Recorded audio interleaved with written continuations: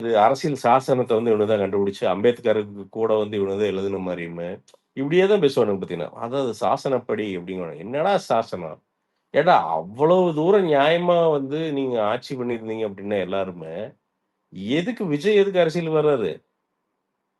தேவையே இருக்காதே. அவரு செவனேன்னு போய் நடிச்சுக்கிட்டு அவர் பாட்டுக்கு வேலைய பார்த்துட்டு இருந்திருப்பாப்டில்ல. அ நீங்க அந்த அளவுக்கு பூத் ஏஜென்ட் நீங்க வந்து அரசியலா பார்த்து மக்களுக்கு சேவை செய்ன்னு செஞ்சிருந்தீங்கன்னா, எதுக்கப்பா இன்னொரு கட்சி? மக்கள் நாளே சொல்லியிருப்பான். "தம்பி நீ எல்லாம் தேவையில்லப்பா. எங்களுக்கு திமுகவே போதும். அட்டகாசமா பண்றாங்க. நீ எதுக்குப்பா இப்போ தேவையில்லாம உள்ள வர்ற?" இப்போ ஒரு துபாய் இருக்குன்னு வச்சுக்கங்க. அது மன்னராட்சி தான். அங்க போய் ஒருத்தன் கட்சி ஆரம்பிச்சிட முடியுமா? "வேலைய பார்றா, எங்க மன்னரே சரியா இருக்காரு. வேலைய பார்றான்ருவானுங்க." அப்ப ஆட்சியாளர்கள் நல்லா இருக்கும்போது, அங்க வந்து ஆல்டர்னேட்டிவ் தேவையே படுறதில்ல. நம்ம புரியிற ஆட்சி வந்து பார்த்தீங்கன்னா, அ மெட்ராஸ்ல பாத்ரூம் கழுவுறதுல ரூ. 400,00,00,000 காச காணோம். ஒரு பேசிக் ஒரு பாத்ரூமு, ஒரு ரோடு இதுலயே ஒண்ணையும் காணோம். ஆனா வந்து பார்த்தீங்கன்னா, பொழுதன்னைக்கும் போயிட்டு, விஜய் எதை செய்வார்? விஜய் சங்கியா? இந்த கோவம்ன்னு ஒரு ஆள் அந்த ஆளு நாளைக்கு நான் வீடியோ போடுறேன். அந்த ஆளுக்கு போட்டே ஆவணும். அவன் பெரிய பார்த்தீங்கன்னா, பெரியாரியவாதியாம். என்ன பெரிய சிவப்பு கட்டன் இவனுங்க எல்லாம் பூரா பெரியார் என்ன சொன்னாரு? அடுத்தவன போய் அடுத்தவன் பர்சனல் பேச சொன்னாரா? அ அதான் சொன்னாரா? இந்த வாய் கிழியுத அந்த கள்ளக்குறிச்சி கள்ளச்சாராய இது வந்து வாயே தொறக்கலையே! போட்டு எல்லாம் குமுறு குமுறுன்னு குமுறுனதுக்கப்புறம் 3 நாளைக்கு அப்புறம் இந்த பழைய மத்தாளத்த எடுத்துட்டு வர்றாப்படி கோவன். "பார்த்தீர்களா சாராயம்" அப்படி அது வழி இல்லாம பாடுறது. "என்னடா பண்றது? அடிக்கிறானுங்களே" அப்படின்னு பாடுறாப்படி. அப்போ நீங்க எதுக்கு விஜய் அவருடைய பர்சனல்லாம் பேசுற அளவுக்கு உனக்கு என்ன தகுதி இருக்கு? அ அரசியல்னா அரசியலா பேசு. பேசு என்ன வேணா பேசு. ஒரு பிஜேபி ஏஜென்ட்ன்னு சொல்லு, இல்ல இந்த ஏஜென்ட்ன்னு சொல்லு, அமெரிக்கா சிஐஏ ஏஜென்ட்ன்னு சொல்லு, ரஷ்யா கேஜிபி ஏஜென்ட்ன்னு சொல்லு. என்ன வேணா சொல்லு. என்ன அதெல்லாம் கேட்டுக்கிறோம். வேற வழி இல்ல கேட்டுக்கிறோம். பெர்சனல் பேசுற அளவு நீங்கலாம் பெர்சனலா பயங்கரமா இருக்கீங்களாடா? அ உங்க பெர்சனல்லாம் அப்படியே மணக்குதா? நான் கேட்கிறேன். இல்ல நம்ம பேசினா தாங்குவாங்கல்ல ப்ரோ. அண்ணன் இல்லைங்க. சொல்லி இல்ல குடுத்துருக்காரு. அதனால சொல்றேன் நானு. பர்சனல் உள்ள அதனால போகாத. சைலண்டா இருக்கேன் நானு.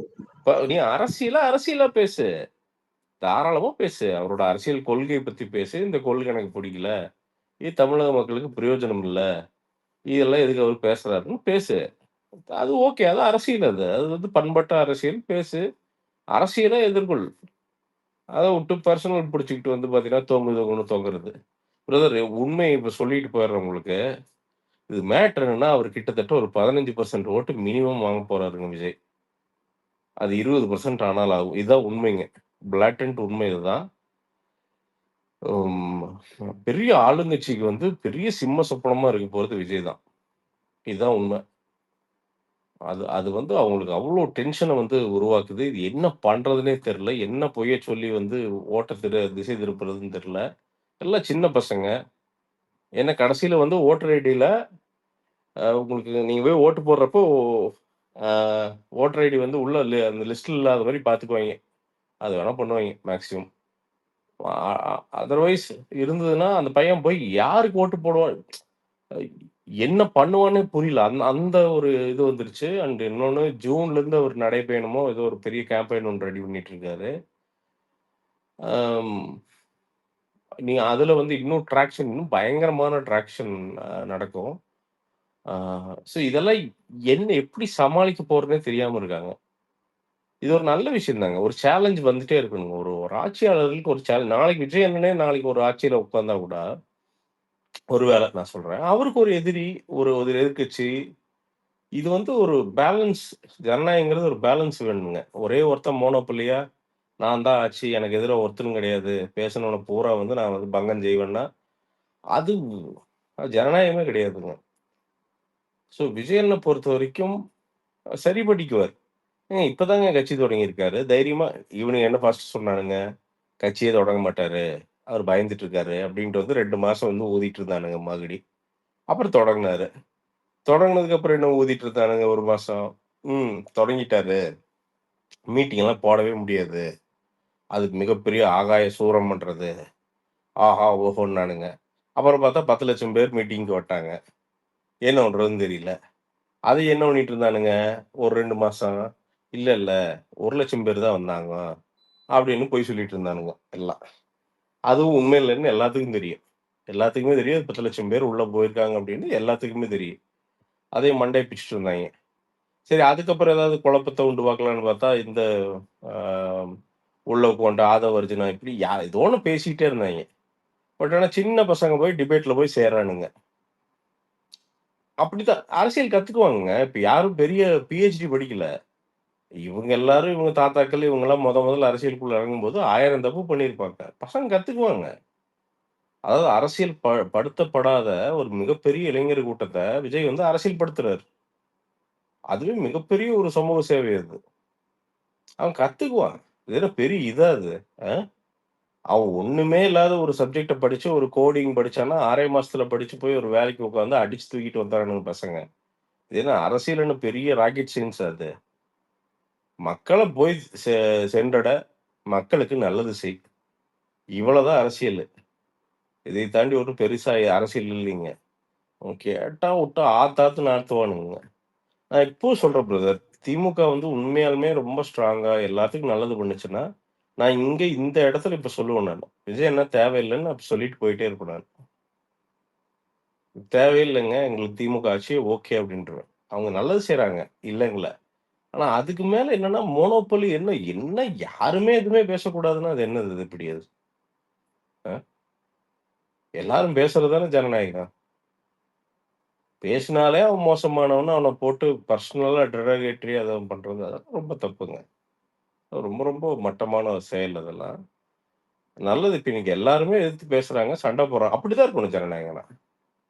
அப்படிதான் இருக்கணும். ஒரு ஒரு ஐயா கலைஞர் ஐயா இருந்தாருன்னா, ஒரு ஜெயலலிதா அம்மா இருந்தாங்க. 2 பேரும் சண்ட போட்டங்காட்டிக்கு தான் தமிழ்நாட்டு மக்களுக்கு நல்லாட்சி வந்துச்சு. ஓரளவுக்காவது ஒரு பேசிக் மினிமமாவது 2 பேரும் போட்டி போட்டு ஒண்ணு பண்ணாங்க. போட்டியே இல்லன்னா, நீங்க நினைக்கிறதா ஆச்சு. அதையெல்லாம் இனி அலோவ் பண்ண மாட்டாங்க. மக்கள் அலோவ் பண்ண மாட்டாங்க. 2026 அவர் விஜய் அண்ணன் சொன்னத இங்க சொல்லிட்டு திருப்பி இதோட முடிச்சுக்கிறேன். அவர் சொன்னத திருப்பி சொல்றேன். இங்க ஆட்சியில அமர்றது அப்படிங்கிறதெல்லாம் வந்து விஜய் அண்ணன் ஒருத்தர்னால பண்ணக்கூடிய செயல் மட்டும் கிடையாது. இது நீங்க எல்லாரும் சேர்ந்து இழுக்க போற தேர். கட்சிக்குள்ள இருந்தீங்க அப்படின்னா, நீங்க போய் ஒரு 5 பேர்த்துக்கு ஒரு பேசிக் காமன் ஹெல்ப் பண்ணீங்கனாலே, அது உங்களுக்கு வந்து ஒரு ஓட்டா மாற்றி தரப்படும். நீங்க பேசிக் காமன் ஹெல்ப்னா, நீங்க போய் காசு எடுத்துட்டு போய் பண்ண வேண்டிய அவசியமே கிடையாது. ஒரு பாட்டி இருக்கிறாங்க. ஒரு ஃபார்ம் ஃபில் பண்ண தெரியல. அவருக்கு முதியோர் பென்ஷன் வரணும். ஒரு 1 மணி நேரம் உங்க டைம் செலவு பண்ணி, அந்த முதியோர் பென்ஷனுக்கு வந்து போய் எழுதி, போய் போட்டு தந்தீங்கன்னு வச்சுக்கங்க. அந்த பாட்டி உங்கள ஞாபகம் வச்சுக்கும்.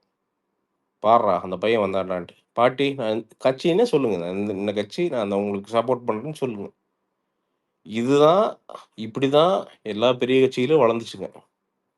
அப்போ மக்களுக்கான அந்த பேசிக் உதவிகள நீங்க போய் காசு குடுக்க வேண்டிய அவசியம் எல்லாம் இல்லைங்க. எல்லாரும் போய் சாப்பாடு குடுக்க வேண்டிய அவசியம் இல்லைங்க. எல்லாரும் பண்ண முடியாதுங்க. எல்லார்த்துக்கிட்டயும் காசு இல்ல. எல்லாம் சின்ன பசங்க. எல்லாத்துக்கிட்டயும் காசு கிடையாது. அவங்களுக்கான பேசிக் உதவிகள செஞ்சு, அந்த உங்க ஏரியால, உங்க வார்டுல நல்ல பேர் வாங்குனீங்கனாலே போதுங்க. அதெல்லாம் ஒரு பாயிண்ட்ல வந்து ஓட்டா கண்டிப்பா மாறும். அண்ட் இன்னொன்னு பொலிடிக்ஸ்ங்கிறது ஒரு லாங்கான ஒரு ஜேர்னிங்க. அது வந்து பார்த்தீங்கன்னா, ஒரு 2 வருஷத்துல, 3 வருஷத்துல டக்குன்னு ஆட்சிக்கு வந்து அது அப்படி கிடையாது. அது மராத்தான் மாரி அது. ஓடிக்கிட்டே இருக்கணும். அதனால இதெல்லாம் புரிஞ்சுகிட்டு உள்ள போங்க. பெருசா ஜெயிச்சு வாங்க. கடைசியான ரெக்வெஸ்ட் என்னன்னா, யார் எவ்வளோ தரம் தாழ்ந்து பேசினாலும், உங்க தரத்த நீங்க விட்டு குடுத்துறாதீங்க. ஏன்னா, அவனுக்கு ஒண்ணும் கிடையாதுங்க. வெறுங்கையில கிண்டுறான். உங்களுக்கு ஒரு அரசியல் கட்சி இருக்குது. நீங்க வந்து நாளைக்கு வந்து ஒரு பொதுமக்கள சந்திக்க போற ஒரு இடத்துல வந்து நீங்க இருக்கிறீங்க. அப்படிங்கிறப்போ, எதிராளி வந்து என்ன வேணாலும் பேசுவான். ஏன்னா, அவனுக்கு ஒண்ணும் கிடையாது. அவன் இழக்கிறதுக்கு ஒண்ணுமே கிடையாது. அதனால வாய் இருக்குன்னு எதனா பேசுவானுங்க. அவங்க பேசுற டென்ஷன் ஆயிட்டு, நீங்க அவங்களோட தரத்துக்கு நீங்க இறங்கி பேசிறாதீங்க. அதை மட்டும் ஓரளவுக்கு அந்த டிக்னிட்டி மெயின்டெயின் பண்ணிட்டீங்கனாலே போதுங்க. கண்டிப்பா வர்ற எலக்ஷன் வந்து உங்களுக்கு ஒரு ம் நிச்சயமா இவங்க என்னத்த சொன்னாலும், தா தாவேகாவுக்கு ஒரு மிகப்பெரிய புல் இருக்கிறது எவனாலயுமே மறுக்க முடியல. நான் எங்க ஊர்ல அவிநாசியில நான் ஒரு 10, 15 திமுக காரங்கிட்ட பேசினேன். அதுல ஒரு 10 பேர் மாத்தி ஓட்டு போடுறதுக்கு ரெடியா இருக்கிறாங்க. இது வந்து சும்மா வாண்டடா கேட்கல. வாலண்டியரா அவங்க சொல்றாங்க. ஸோ எல்லாருமே இந்த சேஞ்சுக்கு ரெடி ஆகுறாங்க. அண்டர்லையிங்கா ஒரு பெரிய டெக்டானிக் ஷிஃப்ட் ஒண்ணு நடந்துட்டு இருக்குது உள்ள. அரசியல்ல எல்லாருமே ஒரு புதுமைய விரும்புறாங்க. அ அதுதான் ஆளுங்கட்சிய கோவமடைய செய்யுது. அதனால இன்னும் பல தாக்குதல்கள், பல்முனை தாக்குதல்கள் உங்களுக்கு வரும். இன்னும் எலக்ஷனுக்குள்ள இப்ப என்னென்னமோ வரும். ஃபேஸ் பண்ணுங்க. உங்களுக்குன்னு ஒரு சப்போர்ட் கண்டிப்பா மக்கள் நியாயமா இருந்தா மக்கள் சப்போர்ட் பண்ணிருவாங்க. அவ்வளோதாங்க.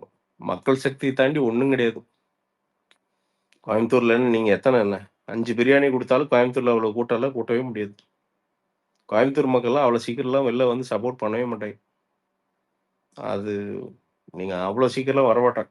நீங்க அது வந்து நீங்க பஸ் வச்சு கூப்பிட்டாலும், பிரியாணி வச்சு கூப்பிட்டாலும் அதெல்லாம் பண்ண மாட்டாங்க. அவ்வளோ கூட்டம் வருதுன்னா அவர நம்புறாங்கன்னு அர்த்தம். பெருசா நம்புறாங்க. இதுதான் பெரிய அரசியல் கட்சிகளுக்கு ஒரே கிலி. ஆ எப்புட்றா நாம கூட்ட முடியலையே அப்படிங்கிறது தான் டென்ஷன். அது பேசதான் செய்வாங்க. ஸோ வாழ்த்துக்கள் அனைவருக்கும். நான் நாளைக்கு இந்த கோவன பத்தி ஒரு வீடியோ போடுறேன் கண்டிப்பா. நான் இதுவரைக்கும் இந்த மாரி வீடியோலாம் போட்டதில்ல. ஆனா அந்த ஆள பத்தி போடணும். பெரிய இவரு அப்படியே மத்த ஆளத்த வச்சுட்டு ஏதோ டுங்கு டுக்கு டுங்கு டுக்குன்ட்டு வந்து பார்த்தீங்கன்னா, எப்ப பாரு பார்த்தீங்கன்னா, சும்மா தாவேக்கா உஷாராம். மத்தவன் பூரா எல்லாம் நாட்டுக்கு நாட்டுக்கு வந்து பார்த்தீங்கன்னா, அப்படியே தள்ளிட்டு இருக்கானுங்க. தாவேக்கா உஷாராம். ஏன்டா, அ எங்க நேரா பாடு பார்ப்போம் மோடிய பத்தி. பாடு. நல்லா தெளிவா பாடு பார்ப்போம். இங்க ஆக்ரோஷமா பாடு பார்ப்போம். ஸ்கெட்ச போட்டு தூக்கிட்டு போயிருவாய்ங்க. அதனால அங்க பாட முடியாது. அதனால தாவேக்கா உஷாரு, தாவேக்கா உஷாருன்னு. அதான் அவங்களுக்குள்ளேயே சொல்லிக்கிறாய்ங்க. அவங்க இன்செக்யூரிட்டிக்கு அவங்களே சொல்லிக்கிறாய்ங்கன்னு நெனைக்கிறேன். தாவேக்கா உஷாரு, ஏய் உஷாரு, ஏய் உஷாரு. இந்த வடிவேலு ஏதோ படத்துல டான்ஸ் ஆடும். அந்த மாரி ஆடிட்டு இருக்கான் அந்த கோவன்னு. இவனுங்களெல்லாம் வந்து ஒரு நாள் போராளி, போராளின்னு நெனச்சுட்டு இருந்தான். ஆஹா! இவனுங்கலாம் உண்மையாலுமே சமூகத்த மாத்த போறானுங்க அப்டின்ட்டு. டேய்! என்னடா இந்த வாயெல்லாம் எங்கடா போச்சு? தமிழ்நாட்டுல அவ்வளோ பெரிய இஷ்யூஸ் எல்லாம் நடக்கும்போது எங்கடா போனீங்க நீங்கலாம்? அவ்வளோ பெரிய வெள்ளம் வந்து அவ்வளோ பிரச்சனைகள் நடந்து எங்க இந்த மத்தாளத்த எடுத்துட்டு எங்க போன நீங்க? அப்படியே டும் டும்னு அடிக்க வேண்டியது தானே இன்னைக்கு வந்து. ஏன் இது பண்ணலான்னு கேட்க வேண்டியது தானே? ஆ? கள்ளக்குறிச்சியில அவ்வளோ பெரிய இன்சிடென்ட் ட்ராஜடி நடந்ததுல்ல. அப்ப நீ 4 நாள் பாடி இருக்கணும்ல. ஆ? அவ்வளோ பேர் இறந்து போனாங்களே! இன்னைக்கும் அவங்களுக்கு நீதி கிடைக்கல. அந்த இறந்தவங்க ஒய்ஃப், அவங்க ஃபேமிலிக்குலாம் இன்னைக்குமே அவங்களுக்கு சரியான ஒரு நீதி கிடைக்கல. பாடலாம்ல ஏன் அவங்கள பத்தி? ஆ? எவ்வளவு ட்ராஜடி நடக்குது தமிழ்நாட்டுல ஒரு நாளைக்கு. ஏதாவது பாடுறாரு. வந்துட்டாரப்பா. டும்மு டும்மு தாவேக்கா உஷாரு. அப்ப நீங்க புரிஞ்சுக்கணும். அவை டென்ஷன் ஆகுறாங்கனாலே நீங்க முக்கியமான இடத்துல இருக்கிறீங்கன்னு புரிஞ்சுக்கணும். என்னங்க? அதிமுக உஷாருன்னு கூட அவைங்க பாடுறதில்ல. உங்களுக்கு புரியுதா? நீங்க புரிஞ்சுக்கணும். அதிமுக உஷாருன்னும் பாடுறதில்ல. என்னங்க? வேற எந்த கட்சியும் பாடுறதில்ல. என்ன பாமக உஷாருன்னு பாடலாம்ல. எதுவுமே பாடுறதில்ல பாருங்க. தாவேக்கா உஷாருன்னு அதுலயே நீங்க புரிஞ்சுக்கணும். நீங்க ரொம்ப முக்கியமான ஒரு கட்சியா மாறிட்டீங்க அப்டின்ட்டு. அப்படிதாங்க இருக்கும். அரசியல் அறிவு உங்க பெரிய கரைச்சு குடிக்க வேண்டியலாம் அவசியம் இல்ல. ஆமா கொஞ்சம் கொஞ்சமா தான் கத்துக்குவாங்க. இப்ப என்ன என்கிட்ட இருந்து தானே ஓட்டு வாங்குற நீயி? ஒரு ஓட்டுக்கு வர்றேல்ல. ஏப்பா உனக்கு அரசியல் அறிவு பெருசா இல்ல. ஓட்டு போடாதன்னு சொல்லிரு பாப்போம். இளைஞர் எல்லாத்துட்டயும் சொல்லிரு. நீ 4 புக் படிச்சா தான்ப்பா ஓட்டு போடணும்னு சொல்லிரு பாப்போம். அப்படிலாம் இல்லல்ல. 18 வயசு வந்துச்சுனாலே அவனுக்கு ஓட்டு போடுற உரிமை இருக்குல்ல. அப்போ அவனுக்கு வந்து இப்போ பெருசா புக் படிக்கணும்னு இல்ல. நாட்டு நிலவரம் தெரிஞ்சு அவன் ஓட்டு போட்டாலே போதுங்கிறது தானே அரசியலமைப்பு சட்டம் வந்து அதுக்கு தானே 18 வயசு வச்சிருக்குது. அதனால பசங்க கண்ண மூடிட்டு போடுவானுங்க. சிக்கு சிக்குன்னு போடுவானுங்க. உடையட்டுங்க எல்லாம் உடையட்டுங்க. இவங்க கட்டி வச்சிருக்கிற இந்த வோட் பேங்க் எல்லாம் எல்லா பெரிய கட்சியோட வோட் பேங்க்கும் உடையணுங்க. அது ரொம்ப முக்கியங்க. இந்த தமிழ்நாட்டுக்கு ரொம்ப முக்கியம். இவனுங்க வந்து காலங்காலமா வந்து பார்த்தீங்கன்னா, இந்த அரசு ஊழியரு இவங்க எல்லாத்துக்கும் ஒரு அல்வா குடுத்துங்க. நல்லா இருட்டுக்கட அல்வாவா குடுத்து, ஒரு செக்ஷனா இவங்க எனக்கு, அவங்க உனக்கு அப்படின்னு பிரிச்சுக்கிட்டு, இந்த வோட் பேங்க்க வச்சுக்கிட்டு தான் இந்த ஆட்டங்க. எல்லாம் உடையணுங்க. பயம் வரணுங்க எவனுக்குமே. ஆஹா! காசு செலவு பண்ணா நம்ம ஜெயிப்போமா, ஜெயிக்க மாட்டோமான்னு தெரியலையே! அப்படிங்கிற பயம் ஒவ்வொரு கேண்டிடேட்டுக்கும் வரணுங்க. ப்ரோ இல்ல வார் பிகின்ல யாஹ்! போட்டிருக்கீங்க. என்ன நெக்ஸ்ட் அலெக்ஸு? வார் பிகின் என்னாச்சு? இல்ல அதான் இல்ல அதான் இது கிட்டத்தட்ட ஆரம்பிச்சிருச்சு போல. நைட்டு அடிக்க ஆரம்பிச்சிட்டாங்க. இந்தியா வர்சஸ் பாகிஸ்தானா? ஆமா. இன்டர்நேஷனல் பார்டர்ல பாகிஸ்தான் வயலேட் பண்ணிடுச்சு. ஓ இப்போ அங்க ஆமாமா. இப்போ அங்க ஃபயரிங் போயிட்டு இருக்குது.